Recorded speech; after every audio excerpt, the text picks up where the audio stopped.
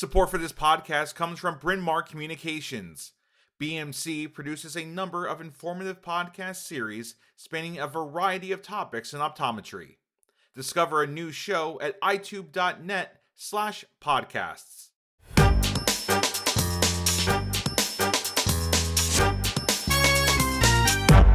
Hey everybody, welcome back to another podcast of Collaborative Corner. I'm super psyched to have with me today this is a callback to 2020. For those of you that ever were interested in watching my vlog, you can actually go back. I think they're still on iTube. And if you go back to the Wayback Machine, the very first challenging patient dialogues I had was with a very young Dr. Brianna Rhue. She's an OD, board certified optometric physician. Woo! More importantly, she comes from West Broward Eye Care Associates. She's an entrepreneur. She's a mom. She went to the University of Tucson. She's served populations in Peru. Have you been to Trinidad? Yeah. I actually went to Trinidad and spoke to the group out there. Did you go to Tobago? We did. And then that was in SFOSH days. And a funny story about SFOSH, my trip coordinator, so when I was president at the time, when we were going to Guatemala, her name was April. And we showed up to Guatemala with 25 people, all the stuff in tow, and no one there to pick us up. We call the girl and we're like, yo, where are you at? And she's like, you guys are coming in April. Oh. And it was March. And she goes, my name is April. We're all here right now. Like, we threw a clinic together, had massive people still there. And so this whole trip planning where you need a year to plan an SFOSH trip, planned it from the airport in about an hour and a half. So yeah. Hey, I do have to question something though. What does your husband do? Because I know you enjoy spending time with him, playing tennis, doing golf, yoga, and traveling.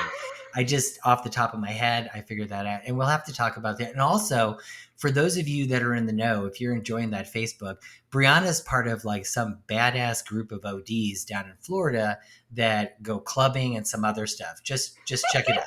Okay? But what does your husband do? So Josh, he is a neuro-ophthalmologist.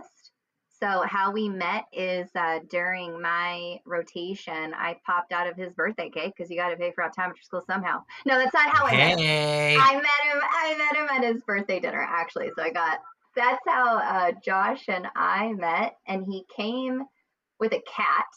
And at the moment, I was like not an animal person because I never raised animals. And so at lunch, I was like, yeah, I met this cool guy. You know, he's like kind of a big deal. And then, but he's got a cat. Yeah, that's a red flag right there. Married 13 years and with 2 babies, 9 and 3. So let's get into this. You, my friend, are very learned. We could talk about, entrepreneurial type stuff with contacts. We could talk about, private practice. But I specifically want to pick your brain about something that I know absolutely nothing about, and that's myopia control. And more importantly, I know that you've been involved and been around this for a long time.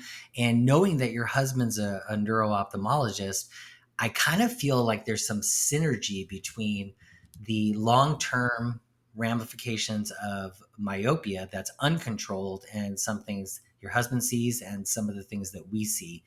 So my question to you first and foremost is talk to me a little bit about what kind of treatments we have for myopia control. How I found myopia management, myopia control, I was a myope as a kid.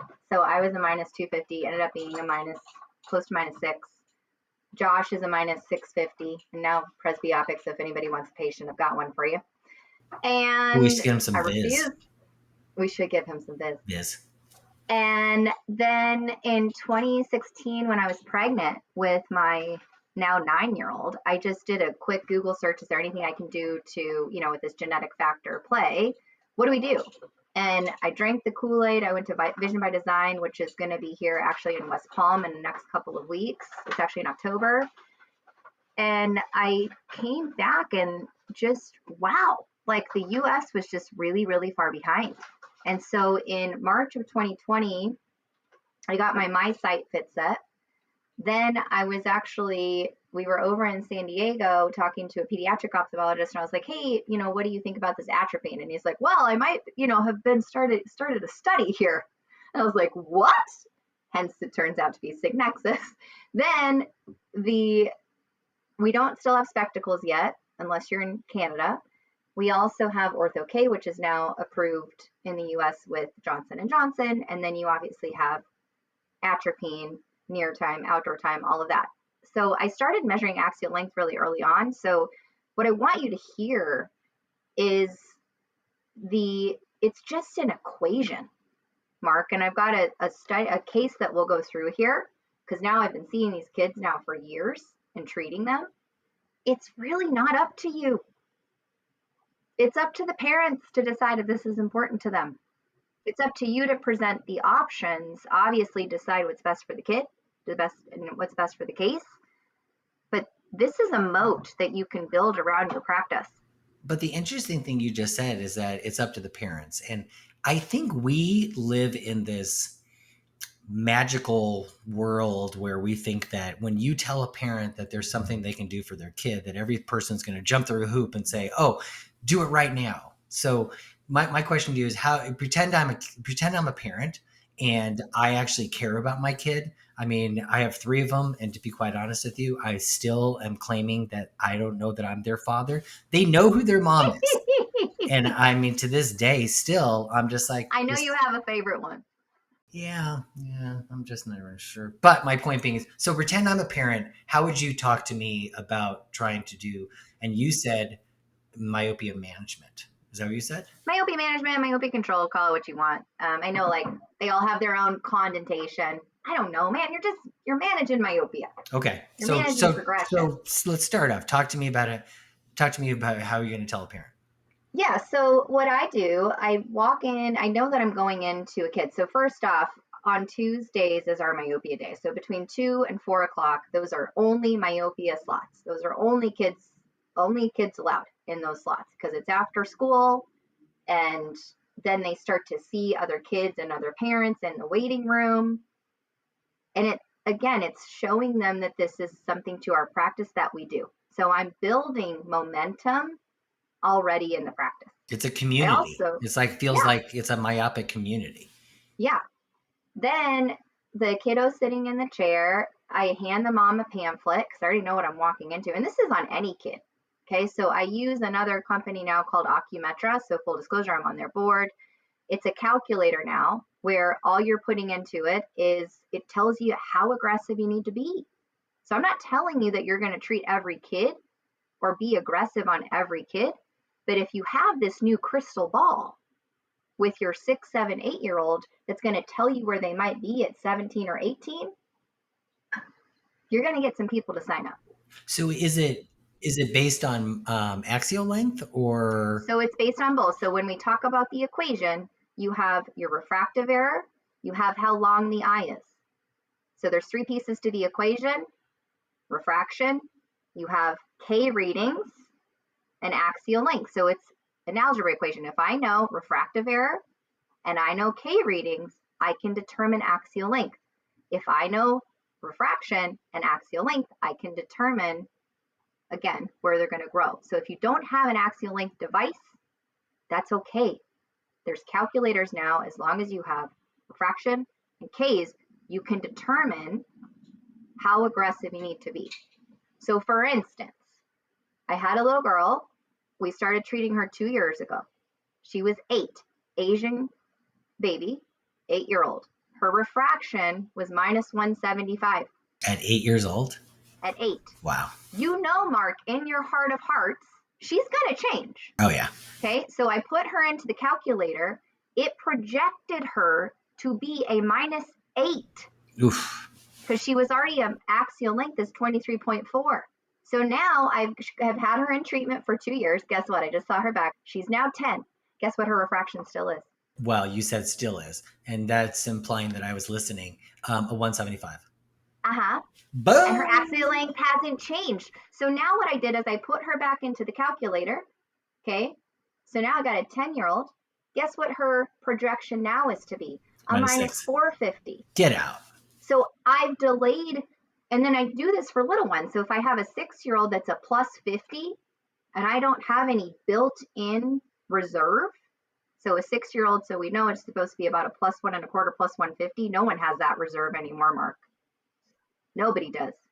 So if I put that plus 50 into the calculator with axial length, I'm just going to make one up here, plus 50 with axial length 23 at 6, they're going to be projected to be a minus 10.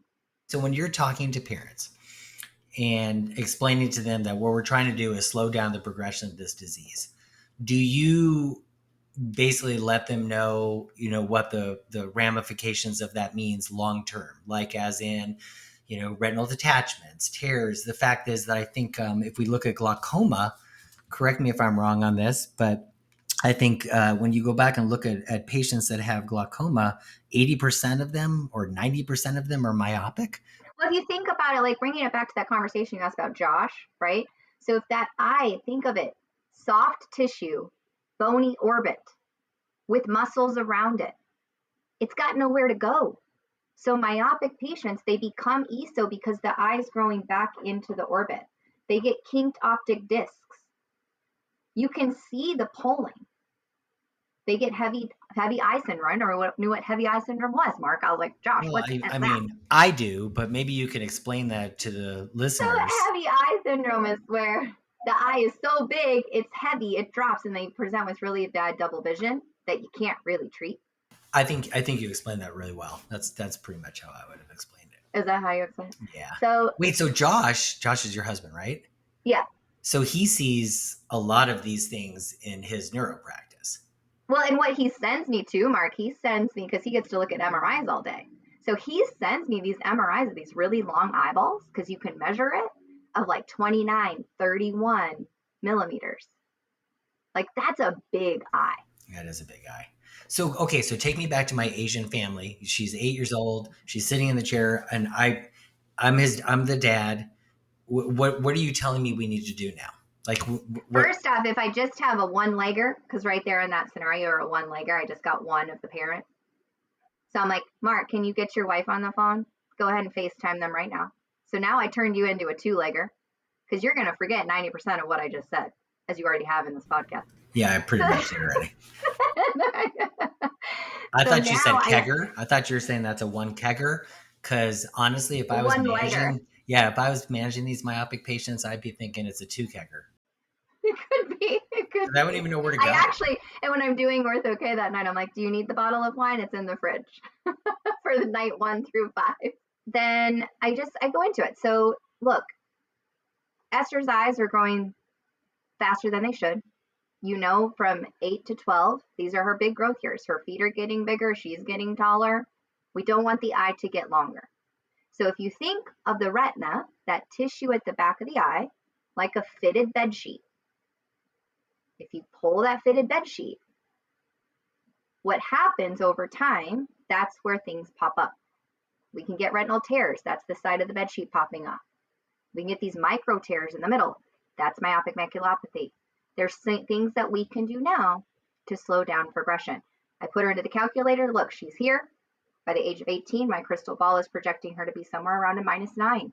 But don't you think, do some parents say to you, well, then we'll just do LASIK? I mean, or we'll do like... No, they do. They know they can't do LASIK, but they know, okay, so can they eventually do the surgery? And I said, yeah. That's why we want to keep them minimal here, so they have a great outcome. Are you using atropine? Yeah, I use all the things. I know that you mentioned Signexus, and I know they just concluded one of the largest clinical trials. I think like 830 odd kids. 830 kids. And I know you were involved, but I don't want you to talk about it. But to me, the challenge I think that we have with atropine is that it's compounded, and atropine is just volatile. It's the toxicity of it. So it's like we could sit there and say we're putting in a 0.01%. But maybe they're getting much less. Maybe they're getting a little bit more. Do you see the variabilities with compounded? I do, but I've used a pharmacy for quite some time that I know what they're getting, and I've seen the results. And so it's really nice that Signexus went above and beyond to get something that's going to be hopefully very approved really soon. I know they just got approved in Europe. But it's interesting, Mark, when you bring up atropine, how scared a lot of doctors are to prescribe this. I can't tell you how many parents come in that want to do it. So, and this is where prophylactically treating someone, again, like that case, I should have caught in that case when she was 6. We could have prophylactically treated her. Now we delay that onset and we make it all up on the back end. So remember, with atropine, you're taking 1%, 1 drop of atropine, diluting it with 100 drops of saline to get to 0.01% or 0.025 or 0.05. So like my Asian babies' brown eyes, their sclera makeup is different. Those collagen bonds are different. So I kind of look at this as kind of reverse keratoconus almost, Mark, right? Keratoconus, you got protrusion from the front. Myopia is protrusion from the back. One we treat all the time. We're on that. Go girl. Go get your cross-linking. Hell yeah. Mm-hmm. So now, like, why don't we want to do it the reverse way?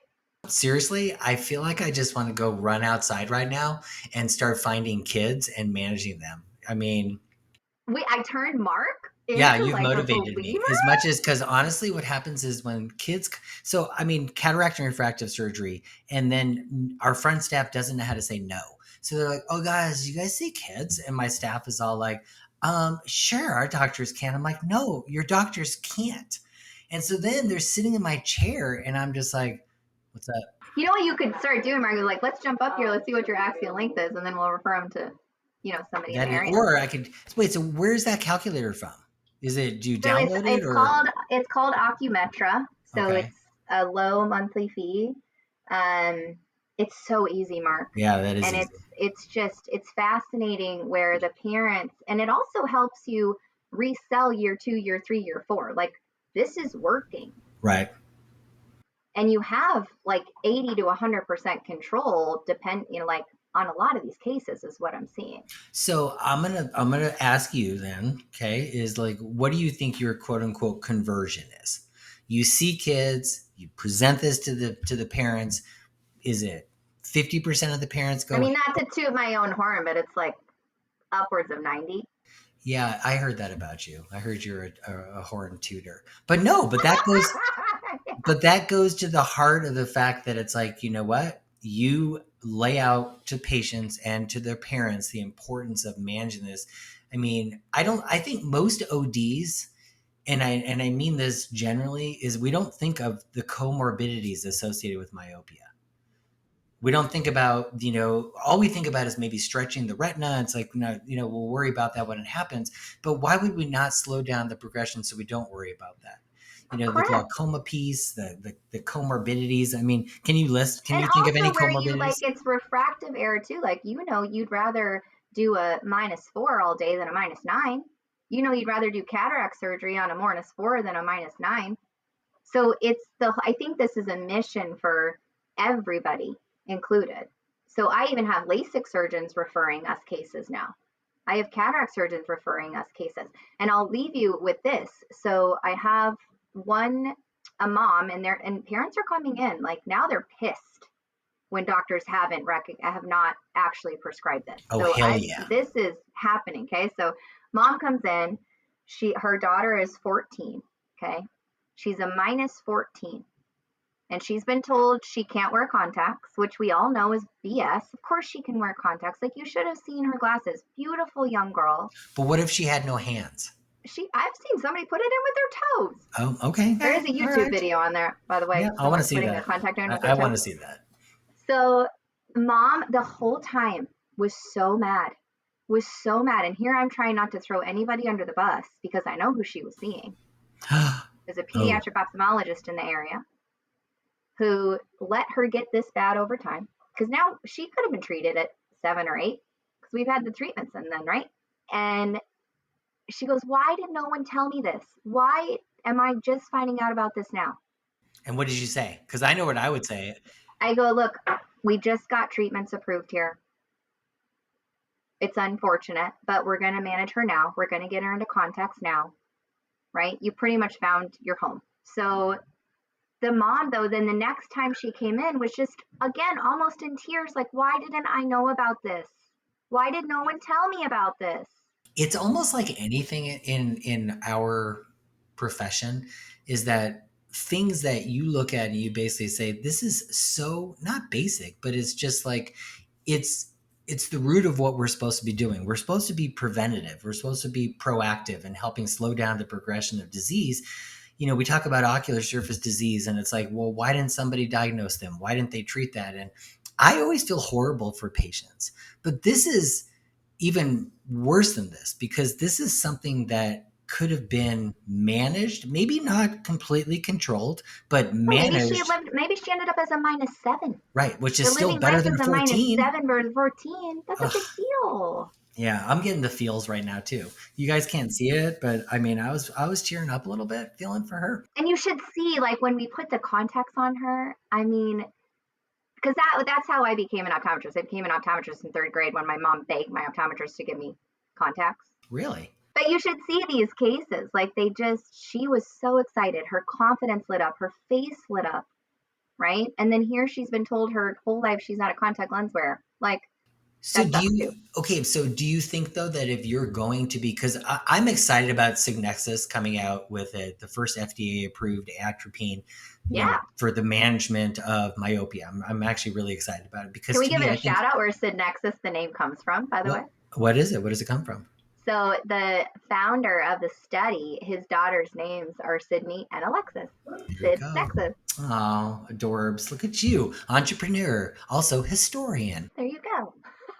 I got to give credit where credit's due, right? Yeah. Hey, I mean, where I was thinking is that it's going to open up management for people who feel kind of like uncomfortable doing, the hard contact lenses, or maybe, I mean, do you think that having the atropine and having the FDA approved atropine, I should say, and also having glasses, there's glasses coming too, right?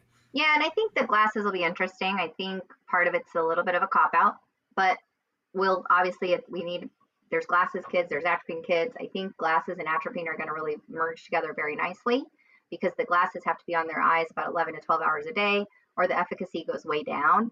So those -1s, they're not going to really probably be wearing their glasses all that much, right? Those -2s to -4s will. So that's where you're going to have to double treat them. But I was talking to one of my friends in New Zealand. So when they got the glasses and a single vision pair comes off, he goes, we do not, like, we made a hard line in the sand that we just don't sell single vision anymore.